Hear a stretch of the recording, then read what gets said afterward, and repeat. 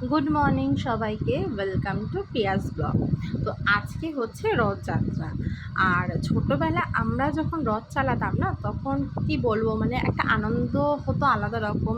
সকাল থেকে আমরা তৈরি থাকতাম যে কীভাবে রথটাকে সাজাবো। তো আজকেও বেগমের জন্য আমি রথ সাজাবো। সেখানে সকাল সকাল ব্রেকফাস্টে চা আর নোনতা বিস্কুট নিয়ে আমি হাজির হয়ে গেছি। আসলে আমি একটু ভীষণ চা প্রেমী। তো সকাল সকাল ঘুম থেকে উঠে চাটা না খেলে না আমার ঠিক ভালো লাগে না। আর আজকে ইচ্ছা আছে একটু ব্রেকফাস্টে লুচি একটু তরকারি করব, কারণ আগে মা যখন আমি ছোট ছিলাম, আমরা যখন ছোট ছিলাম, কোনো একটা অনুষ্ঠান হলে না বাড়িতে লুচি তরকারি মাস্ট হতোই। তো আমিও সেই ধারাটাকে মানে বজায় রাখার চেষ্টা করছি। তো যখন যখন পসিবল হয় তখন তখন আমি করি। তো এই যে আমি তরকারিটা বসিয়ে দিয়েছি। বেশি না, একটুখানি কালো জিরা ফোড়ন দিয়ে জাস্ট ছোটো ছোটো করে আলু কেটে তরকারি। তো এটাই আমি করব। আর আজকে আমাদের দুপুরে একটু নেমন্তন্ন আছে, তো দুপুরে সেরকম রান্নার ঝামেলা নেই।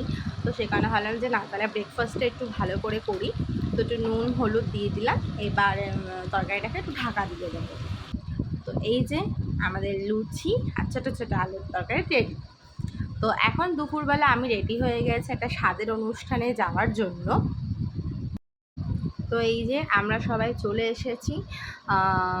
এই যে পেখমও রেডি। আমি পেখমের সাথে মানে যেটা খেলছিলাম, ও তো চট করে সবার সাথে একটু মেশে না, তো সবাইকে নতুন দেখে না একটুখানি অবাক হয়ে গেছে। তো এই হচ্ছে জেঠিমাদের বাড়ি।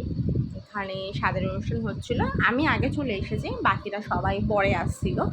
আমি পেখমকে নিয়ে আগে চলে এসেছি। তো এরপর একটু সবার সাথে গল্প গুজব করে তো আমরা তো খেতে বসে গেছি। আর এই যে পেখমকে আমি দেখাচ্ছি, মানে ওকে খাওয়ানো মানে একটা যুদ্ধ, ভীষণ রকম একটা যুদ্ধ করতে হয়। তো ওকে আমার পাশে বসিয়ে আমি বিভিন্ন রকমভাবে ভঙ্গিমা করে ওকে খাওয়াচ্ছিলাম। তো আমাদের খাওয়া দাওয়া হওয়ার পর আমরা ওখান থেকে বেরিয়ে গেছি। তারপর আমি চলে গেছিলাম বিকালবেলা মানে বিরাটিতে একটু রথের জিনিস সাজানোর জন্য আর একটু মিষ্টি আনতে। তো পেখমকে বাড়ি পাঠিয়ে দিয়েছি ওর বাবার সাথে, জেঠুর সাথে। আর আমি চলে গেছি বিরাটিতে। কিন্তু বিআরটিতে বাপরে বাপ কী বলবো, এত মানে বিকেল হয়ে গেছে আমার যেতে, যার জন্য আমি কিছুই পাইনি, কোনো ফুল টুল কিছুই পাইনি। তাই ঘরে যে সমস্ত আর্টিফিশিয়াল ফ্লাওয়ারগুলো ছিল আর কয়েকটা জাস্ট মালা পেয়েছি, তো সেটা দিয়েই রথটাকে সাজিয়েছি। আর আরেকজন দেখো রথ টানতে ভীষণ ব্যস্ত। গত বছর তো সে হাঁটতে পারতো না, তো জেঠুর কোলে কোলে ঘুরেছে। তো এই বছর যখন সে হাঁটতে পারে, সে মানে কি বলবো, আলাদা রকমভাবেই মানে কাউকে দড়ি ধরতে দিচ্ছে না, ও একা একাই দড়ি ধরে টানবে। মানে কেউ যদি বলছে যে দাও আমি ধরবো, না, ও হলে হবে না, ও একা একা ধরবে। একা একাই, এই যে একা একাই টেনে নিয়ে যাচ্ছে আর ভাবছে যে এটা কী হচ্ছে। তো সবাই এসেছে, ওর পিসি এসছে, জেঠু এসছে, আরও একা একাই নিয়ে যাচ্ছে। আর এত জোরে দড়ি ধরে টানছে, মানে আমি তো মানে ভয় পেয়ে যাচ্ছিলাম। তো এই যে আমি কাঁসা বাজাচ্ছিলাম আর সামনে ওর দিদি ছিল। তো ওকে আমি বললাম একটু ভিডিওটা কর, এটাই তো স্মৃতি হয়ে থাকবে যে ছোট্টবেলাও কেমনভাবে রথ চালিয়েছে। তো এই যে জেঠুর হাত ধরে তিনি রথ চালাতে ব্যস্ত। আর আশেপাশে সবাইকে দেখছে, আরও অনেক ছোটো ছোটো বাচ্চা বেরিয়েছিল। আসলে আমাদের বেরোতে অনেকটা লেট হয়ে গেছে, তো অনেকেই তো দুপুর মানে কি বলবো, বিকেলে রথ চালিয়ে নিয়েছে। তো এই যে আমরা যাচ্ছি রথ চালাতে চালাতে। আবারও একটু পরে একটু ওর পিসির সাথে একটু ঘুরতে যাবে এক জায়গায়। তো এই যে আমরা চালাচ্ছি পেখমের মানে দ্বিতীয় রথ। তো এই পাশের বাড়ির বৌদিকে ডাকলাম, বললাম একটু রথের দড়িটা টেনে নিয়ে যাও।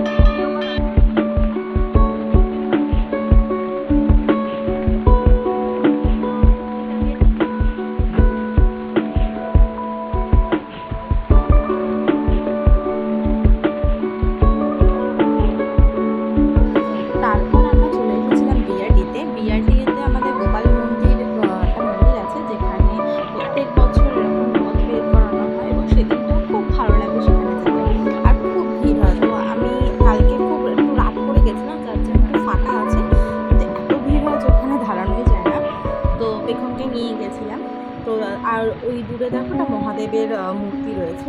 তো সব মিলিয়ে কালকে দিনটা খুব ভালো গেছে। তো সবাইকে আরেকবার জানাই যে শুভ রথযাত্রা। আশা করি সব কিছু বাচ্চাগুলো রথ নিয়ে